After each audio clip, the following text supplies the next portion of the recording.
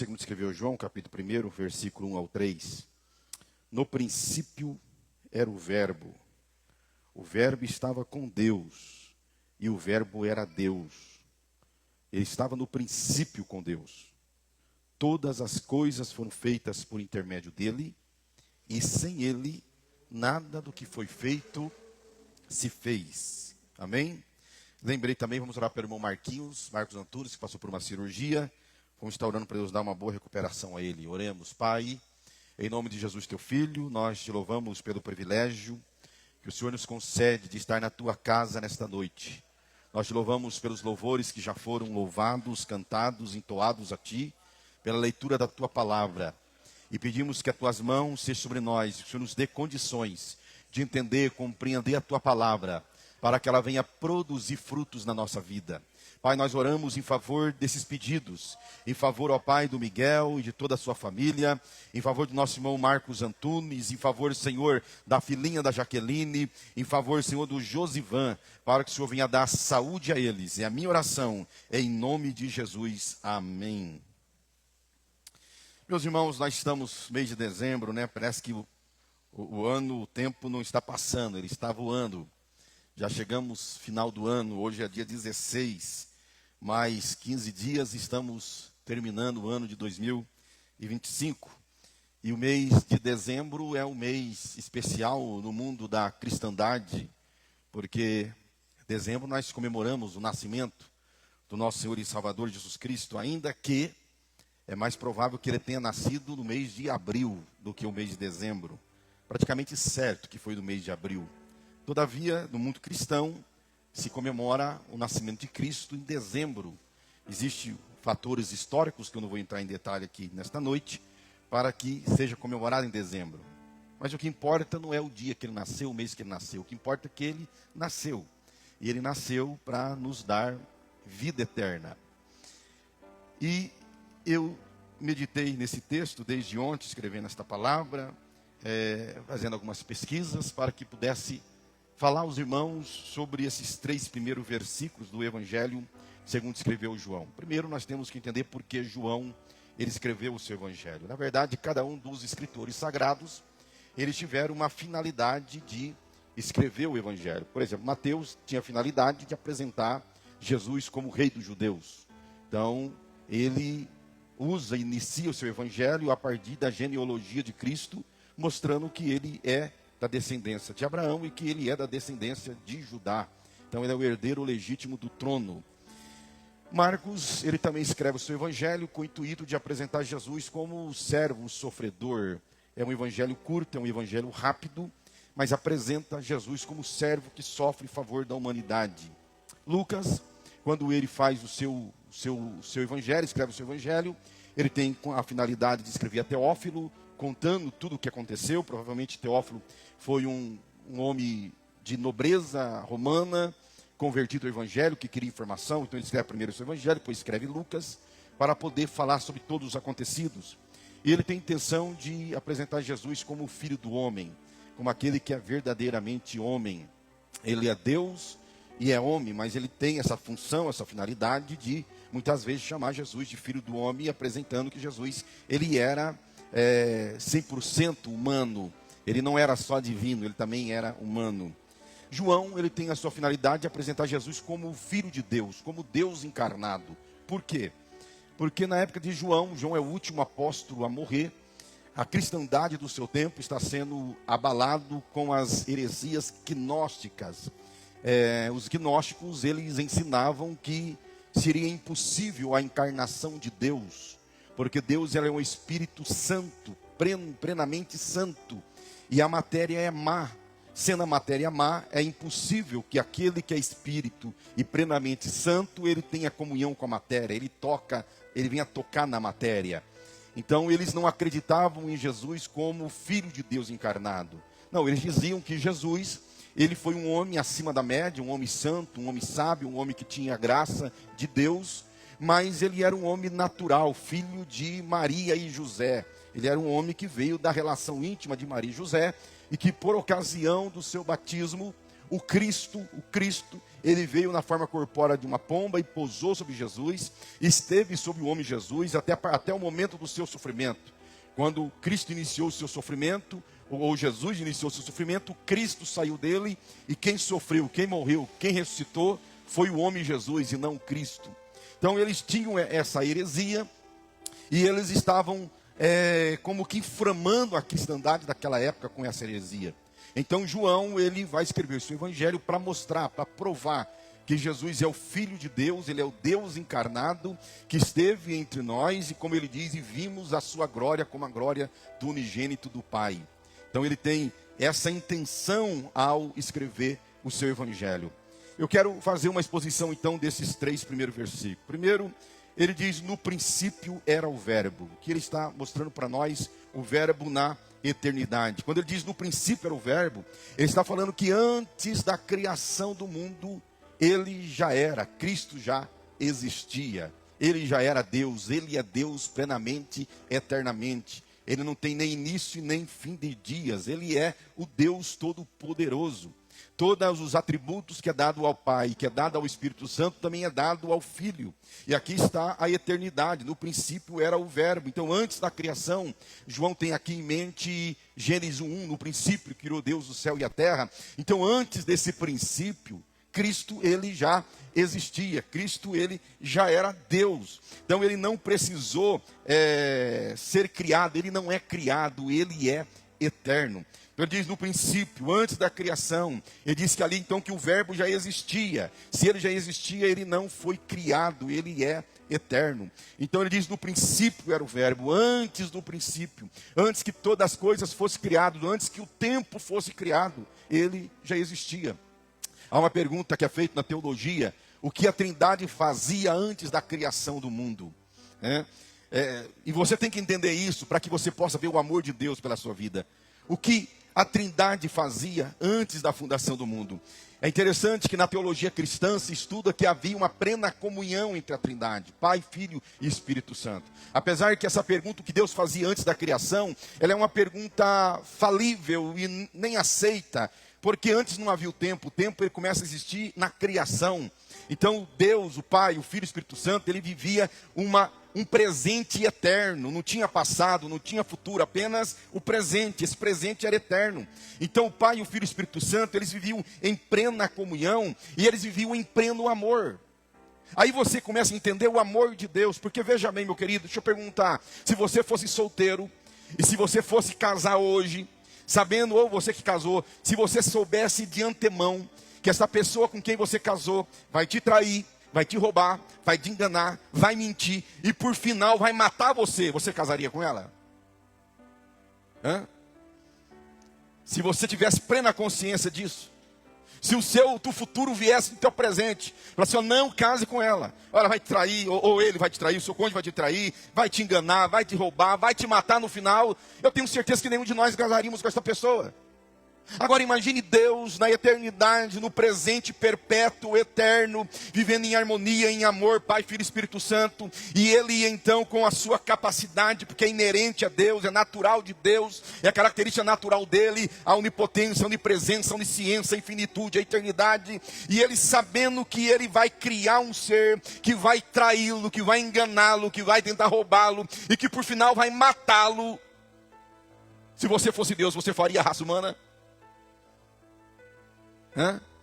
Se você fosse Deus, você faria essa raça humana? Não, mas Deus fez. Quando João fala de Cristo, ele fala do Cordeiro morto antes da fundação do mundo. Então antes do princípio, antes da criação de qualquer coisa, antes da fundação do mundo, Deus vivendo no presente eterno, Pai, Filho e Espírito Santo, mesmo sabendo que a raça humana iria fazer o que fez com Ele, todavia o amor dele, ele vive em pleno amor, e ele é amor, a essência de Deus é de amor, e ele amando, e aquele que ama tem que ter um objeto de amor, e ele querendo amar e desfrutar desse amor, compartilhar esse amor, ele cria a raça humana, mesmo sabendo que a raça humana vai fazer tudo o que fez com ele, e tudo o que continua fazendo com ele, isso é amor. Então João diz que antes do princípio, ele já existia. Ele está enfatizando aqui a eternidade de Cristo. E mesmo nessa eternidade, ele sabendo que ele vai ter que morrer, ele todavia cria a humanidade e depois ele vai se entregar em favor desta humanidade.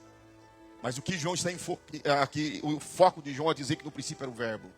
É dizer que Jesus não começou a existir na encarnação lá em Belém. Você sabe que nós cremos que a concepção da vida, ela se inicia no momento que o óvulo é fecundado. Naquele momento que o óvulo é fecundado, já começa a existir a vida. Ali já tem uma pessoa. Ela é impotencial, porque ela vai ser formada, mas já é uma pessoa à luz da Bíblia. É o que o salmista diz no Salmo 139, quando ele era uma substância sem forma, Deus já o conhecia. Então Deus, naquele momento da concepção, Deus já conhece a criação. Então Cristo não passa a existir no momento da concepção do Espírito Santo em Maria. Ele não passa a existir porque aí aquele ramo liberal e dos dias de hoje que ensina que o homem só é um ser a partir do nascimento. Cristo ele não passou a existir nem na concepção e nem depois do nascimento em Belém, porque ele já existia eternamente, ele já era Deus. Então quando João diz, no princípio era o verbo, ele está falando da eternidade de Cristo, que Cristo não passou a existir na encarnação, porque ele já existia eternamente. Aí ele diz, no princípio era o verbo, e o verbo estava com Deus. Aqui está a relação do Filho com o Pai. Ele está dizendo que esse Cristo que já existia antes da fundação, ele vivia em comunhão eterna com o Pai e distinto do Pai. Cristo não é a manifestação de Deus, como os unicistas ensinam. Unicista é aqueles que não creem na Trindade. Eles creem que Jesus é a manifestação de Deus. Eles creem que o Espírito Santo é a força ativa de Deus. Não, a Bíblia apresenta a pessoa do Pai, a pessoa do Filho e a pessoa do Espírito Santo. E quando aqui ele diz, e o verbo estava com Deus, ele está falando dessa comunhão que existia na eternidade entre o Filho, o Pai e o Espírito Santo, e a distinção de uma pessoa com a outra pessoa. Nós adoramos o único Deus, conhecido em três pessoas, Deus Pai, Deus Filho, Deus Espírito Santo. É a pluralidade da unidade, isso é a Trindade. Então veja bem, meus queridos irmãos, que havia um relacionamento íntimo com o Pai, o Filho e o Espírito Santo. E mesmo nessa eternidade em que Cristo está vivendo eternamente com o Pai, eles projetam a criação. Mesmo sabendo, querem enfatizar isso, o que a criatura vai fazer. Vai abandonar Deus, vai trair Deus e por final vai matar o seu filho. Então quando ele diz que o verbo estava com Deus, ele está dizendo que o filho não é o Pai, mas que o filho está em perfeita comunhão com o Pai. Jesus, na oração sacerdotal, ele fala daquela glória que ele tinha no passado com o Pai. E ele lembrava daqueles momentos de intimidade, de comunhão plena que ele tinha com o Pai na eternidade. Então, a comunhão entre o Pai, o Filho e o Espírito Santo. Nós não estamos falando de três deuses, cada um de um tamanho, como alguns ousam dizer, que Cristo é um Deus menor porque ele foi criado. Não, Deus deixa bem claro que Cristo é Deus eterno, que vive eternamente e vivia em plena comunhão com o Pai antes da criação do mundo. Mas ele prossegue, e o verbo era Deus. Então diz, no princípio era o verbo, ele é eterno, ele é incriado. Ele tinha plena comunhão com o Pai. Quando ele diz o verbo estava com Deus, agora ele enfatiza, e o verbo era Deus. O verbo era Deus. Ele é Deus eternamente. A afirmação declara é uma declaração clara da divindade de Cristo Jesus. Os gnósticos diziam, não, ele é apenas um homem que recebeu no seu batismo Cristo sobre ele. João diz, não, ele é Deus. Ele estava antes do princípio da criação. Ele estava em plena comunhão com Deus, sendo ele próprio também Deus. Então João ele lança por terra os ensinamentos gnósticos, porque ele diz que ele é Deus. E quando ele diz que Cristo é Deus, ele está dizendo que ele tem a mesma essência divina, a mesma essência do Pai. Cristo tem. Então ele é Deus verdadeiro. João capítulo 20, versículo 28, quando Tomé tem um encontro com Cristo, após a ressurreição, na primeira aparição de Cristo aos discípulos, Tomé não estava presente, falaram, nós vimos ele, as suas marcas tal. Tomé diz, eu só acredito que ele ressuscitou se eu colocar o dedo lá na ferida. E quando Jesus aparece para eles outra vez, 8 dias mais tarde, e eles estão naquela sala, Tomé está presente, ele diz, toca aqui Tomé, vê que eu sou Deus. Aí naquele momento Tomé respondeu, Senhor meu e Deus meu. Ali Tomé reconheceu que estava diante de Deus. Colossenses 2:9. Porquanto nele habita corporalmente toda a plenitude da divindade. Ele não é um Deus menor, ele é o Deus eterno, e nele habita toda a plenitude, toda a essência da divindade. Hebreus 1:8. Mas acerca do Filho, o teu trono, ó Deus, é para todo sempre, e cetro de equidade é o cetro do seu reino. Então veja bem que ele é chamado aqui de Deus. O teu trono, ó Deus, é para todo sempre. Jesus é plenamente Deus. Quando nós não temos consciência da divindade de Cristo, nós não conseguimos amá-lo como nós deveríamos amar.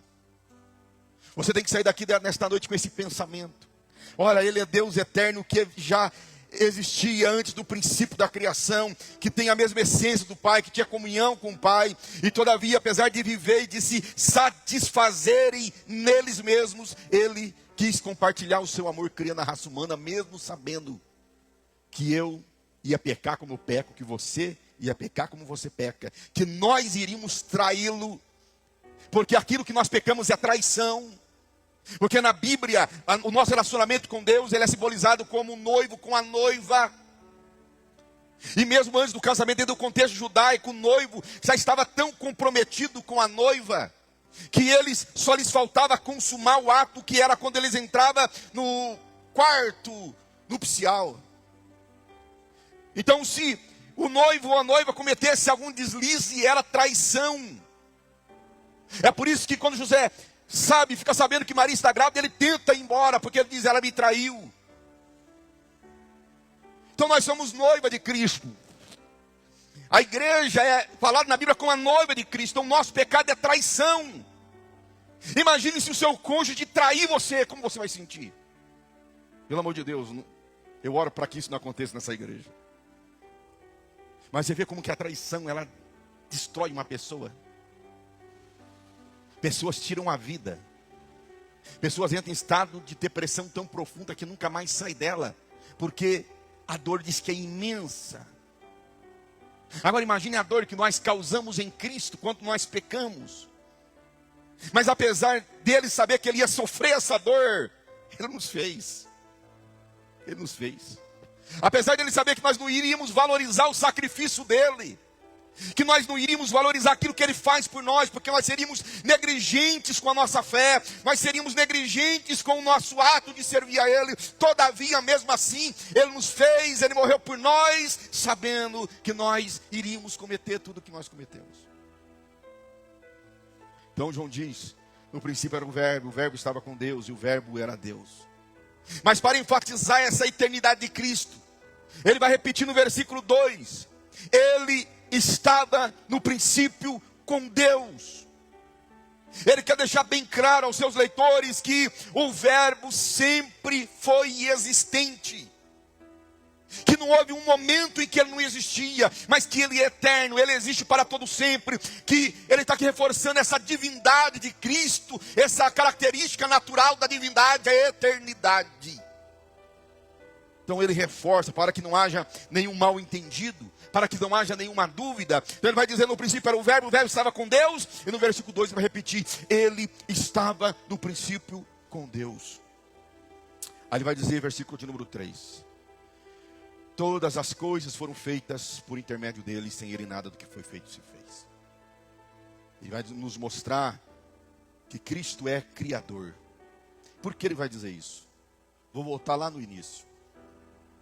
Os gnósticos, eles também ensinavam, eu disse aqui que Deus, ele é um espírito plenamente santo, puro.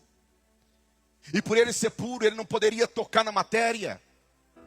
Eles ensinavam, eles acreditavam que lá no princípio só existia duas coisas, Deus e a matéria. Agora Deus, ele é puro, é espírito puro, a matéria é má, é corrompida. Então aquilo que é puro não pode tocar naquilo que é má. Então eles diziam que Deus criou emanações a partir dele. Presta atenção nisso para você entender. Emanações. E foi criando, e essas emanações foram criando outras, ao ponto que chegou um momento que houve uma emanação que já não lembrava de Deus, que não tinha comunhão com Deus, pelo contrário, era inimigo de Deus, e essa emanação é que criou a terra. Então ele dizia, não foi Deus, aquele que é espírito puro, que criou, foi uma emanação. Então ele dizia que esse Deus do Antigo Testamento, esse Deus mau, que mandava matar, que mandava destruir, era essa emanação que criou o mundo. Aí João diz, não, Senhor. Quem criou tudo que é visível e tudo que é invisível, quem criou foi Cristo. Por isso que ele diz, todas as coisas foram feitas por intermédio dele, vírgula, e sem ele, nada do que foi feito se fez. Tudo foi criado por ele. João está dizendo, esse Cristo que nos pregou, que habitou entre nós, que viveu conosco, que comeu conosco, que dormiu entre nós, que teve sede, que teve fome, que se cansou no período da sua encarnação, é esse o mesmo que fez todas as coisas lá no princípio. Ele já existia antes da criação, e a criação é obra de suas mãos. Então, tudo foi feito por ele, e não houve nada que não fosse feito por ele. Querido, nós temos que entender o poder do nosso Deus, o poder do nosso Cristo, que tem poder para trazer à existência aquilo que não existe, pelo poder da sua palavra. Aquilo que na teologia ou na cosmogonia é chamado de ex nihilo, que é do nada, a partir do nada. Ele simplesmente disse, haja, e tudo começou a existir. E conforme ele foi ordenando, as coisas surgiam do nada, pelo poder da sua palavra. Então João diz, todas as coisas foram criadas. Está dizendo, nada que foi feito, e sem ele nada que foi feito se fez. Ou seja, ele é o agente da criação.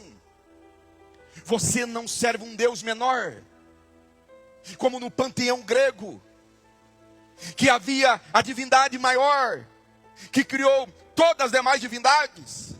Zeus, né? Grande, poderoso Deus, Zeus dos gregos. E aí vinha escalões de divindades menores, e cada uma delas precisando agregar adoradores para eles existir. Só que Cristo não precisa de adorador para ele existir. Cristo não precisa de mim, ele não precisa de você para ele existir. Mas ele é tão poderoso, maravilhoso e amoroso, que apesar de não precisar de nós, ele insiste em nós, para que nós possamos desfrutar da sua comunhão. João diz, ele é o criador de todas as coisas. Ele é o agente da criação. Nada foi feito fora de sua obra criadora. Nós temos a tendência de, em dezembro, no Natal, nós pensarmos num Cristo frágil, num Cristo fraco, num Cristo miserável. Nós olhamos para os presépios, e dá lá a Maria embalando o menino Jesus com uns burrinhos, umas vaquinhas, uns porquinhos, sei lá mais o que, balançando a cabecinha. E nós ficamos com aquela imagem frágil, fraca. Ou então nós olhamos para um crucifixo com um Cristo ainda com as mãos abertas, ensanguentadas, cabeça caída, e novamente mostrando um Cristo fraco. E nós esquecemos do Cordeiro morto, mas que se apresenta como o grande leão da tribo de Judá. Aquele que sofreu, morreu, sim, mas ao terceiro dia ressuscitou, subiu ao céu, assentou à direita de Deus, e de lá intercede por nós pecadores. Esse Deus poderoso que nós temos. Aleluias. E nós esquecemos que nós servimos esse Cristo. Esse Cristo que tem poder de criar todas as coisas. Para João ele diz, eis que faço nova todas as coisas. E não é novo em relação ao tempo, a palavra no hebraico, no grego ali, é novo em relação ao caráter. Algo novo, algo extraordinário, algo que não foi visto pelos olhos, algo que não foi ouvido pelos ouvidos, algo que não subiu ao coração do homem. Ele faz nova todas as coisas. E nós vivemos como se nós estivéssemos servindo um Cristo fraco, um Cristo miserável.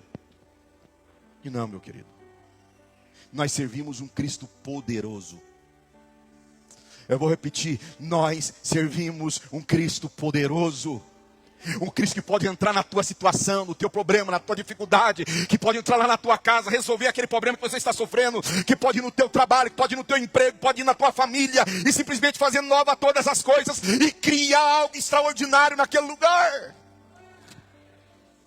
E nós entramos na presença dele como se ele fosse o Cristo da manjedoura ainda. Como se ele fosse o Cristo que está pendurado na cruz ainda. Colossenses 1, versículo 16. Paulo diz: pois nele foram criadas todas as coisas, nos céus e sobre a terra, as visíveis e as invisíveis, sejam tronos, sejam soberanias, quer principados, quer potestades, tudo foi criado por meio dele e para ele. Preste atenção nisso. Ele criou todas as coisas. E ele criou todas as coisas para ele. Há poucos dias eu estava ministrando aqui uma palavra dizendo que nós temos que saber quem nós somos. Hoje à tarde eu estava assistindo um filme.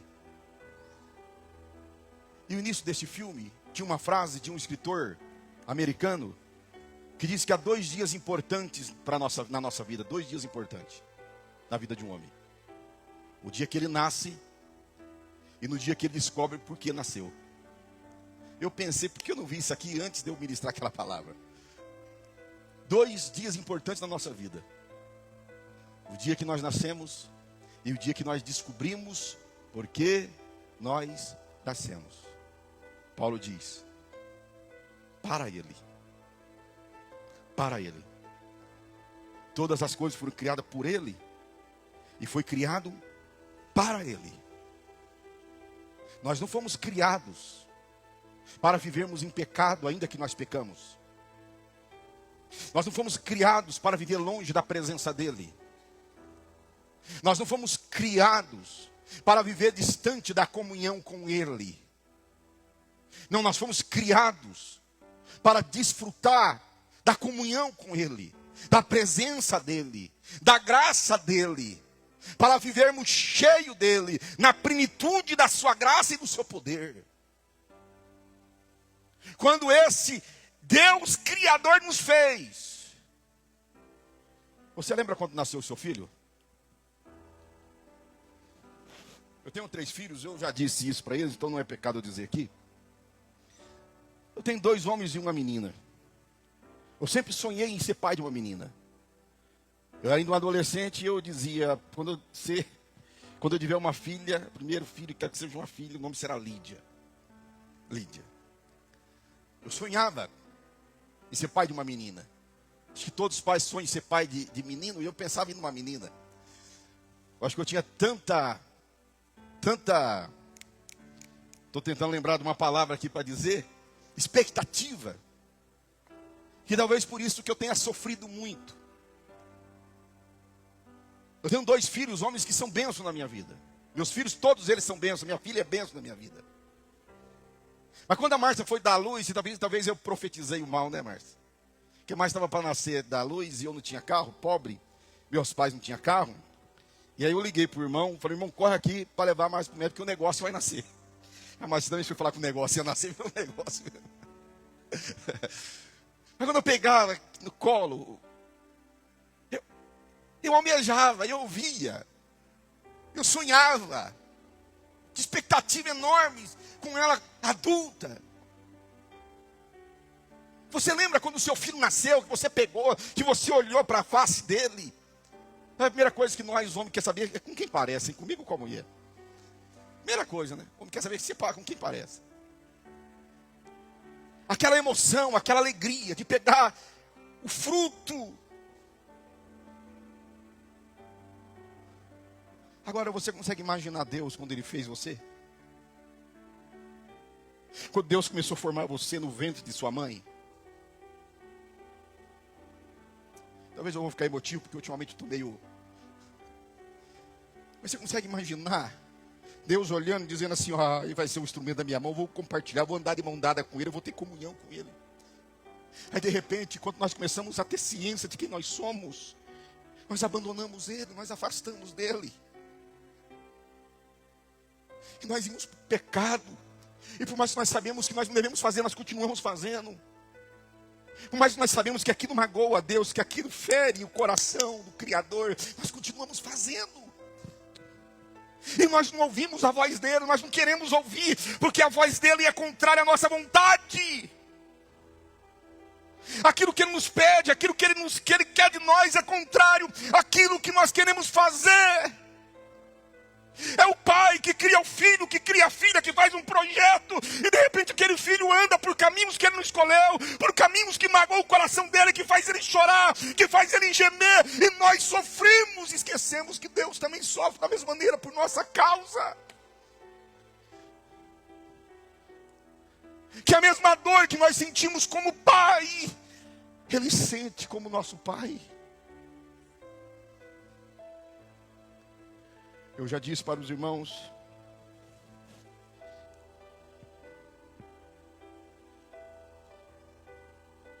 tinha um dia que Deus começou a falar comigo para ministrar sobre perdão, sobre perdão, sobre perdão.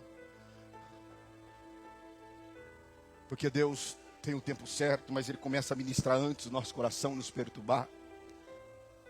Mas parece que eu ia falar sobre perdão e não conseguia, não pregava, não ensinava, não. Mas chegou um domingo, eu pastoreava Ariado. Já disse, mas vou repetir isso para você ouvir, porque faz parte da mensagem hoje. E eu tinha esquecido a minha Bíblia lá na sede, era dia de reunião. E naquele tempo, terminava muito tarde a reunião. E eu fui com o meu celular, a Bíblia no celular. E naquele dia Deus disse: hoje você vai pregar sobre perdão. Então eu vou pregar sobre perdão. E aí quando está chegando o momento de eu pregar, eu quase em todas as igrejas que eu pastorei, eu não sou de pregar de domingo. E outro irmão estava dirigindo culto, acho que era culto de departamento. E quando eu vou pegar o celular, para abrir o celular, para abrir o texto bíblico, naquele momento chega uma mensagem da minha filha.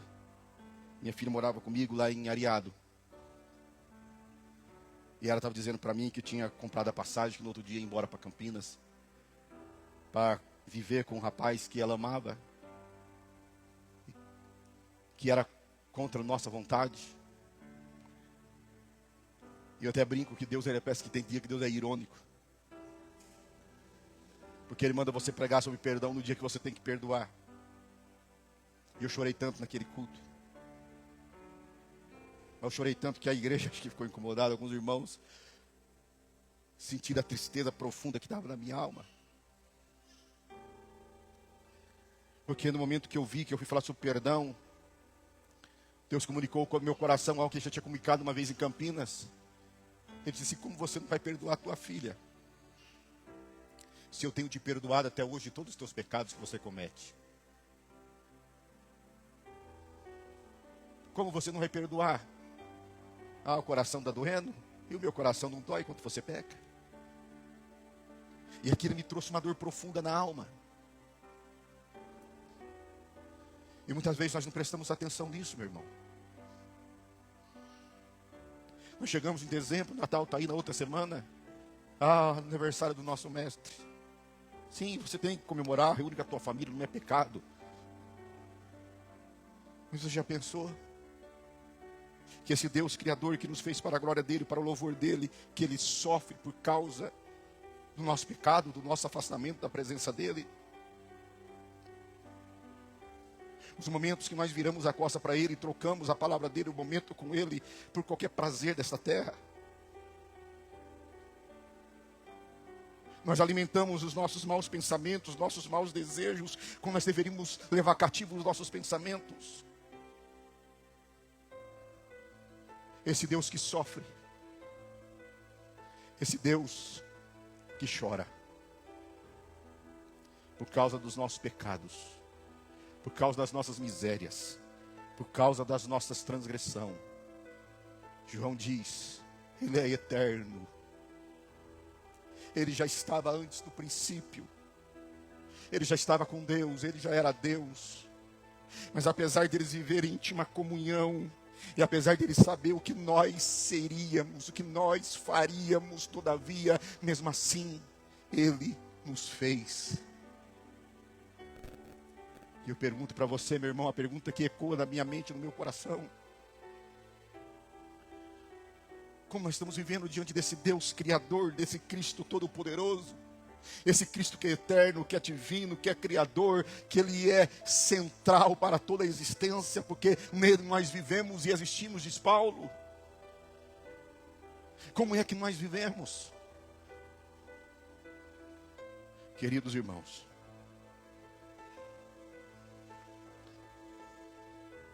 eu já recebi todo tipo de gente para conversar comigo, com todo tipo de pecado. Eu sei o que é sentar com um marido que traiu a mulher, uma mulher que traiu o marido. Eu sei o que é sentar com uma mãe chorando por causa de descobrir que a filha estava prostituindo quando ela estava trabalhando. Eu sei o que é sentar com um jovem que diz: pastor, não aguentei, eu fracassei, eu pequei. Eu vejo às vezes pessoas que vêm conversar e choram, arrependidos dos seus pecados. E quantas vezes eu vou aconselhar, eu vou orar, eu digo: meu Deus, ele vai voltar a praticar a mesma coisa porque não está arrependido. Às vezes nós confessamos por um desencargo de consciência apenas. Não porque nós não queremos voltar para aquele pecado, nós vamos voltar, mas para que nós tenhamos a nossa consciência mais aliviada, nós confessamos. Às vezes para nós nos sentir melhor, nós falamos: não, vou mudar, vou ser diferente, pastor, pode ficar tranquilo. E continua na mesma vida, na mesma forma, do mesmo jeito. E João diz: olha, esse Cristo que vocês estão ensinando aí, que não é nada, que foi apenas um homem, esse Cristo, Ele estava lá no princípio. Ele estava com Deus, Ele era Deus. Ele estava no princípio com Deus. E Ele vai, parece que alcançar um apogeu, se é que eu posso dizer. Não sei se os teólogos que estão assistindo vai dizer que é uma blasfêmia sobre o livro de João. Mas João 3,16, ele vem trabalhando, falando de Cristo, desse Cristo. Aí ele diz que Cristo é a expressão maior do amor de Deus. Cristo é a expressão maior, porque Deus amou o mundo de tal maneira que deu o seu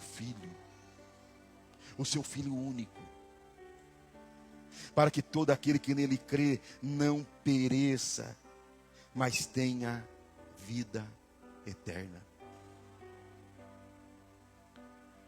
Mesmo sabendo quem nós somos, Ele não abre mão de nós. Mesmo não precisando de nós. Ei, Jesus não precisa de mim. Jesus não precisa de você para Ele existir. Ele não precisa que você creia nele para Ele ser. Não, Ele é autoexistente.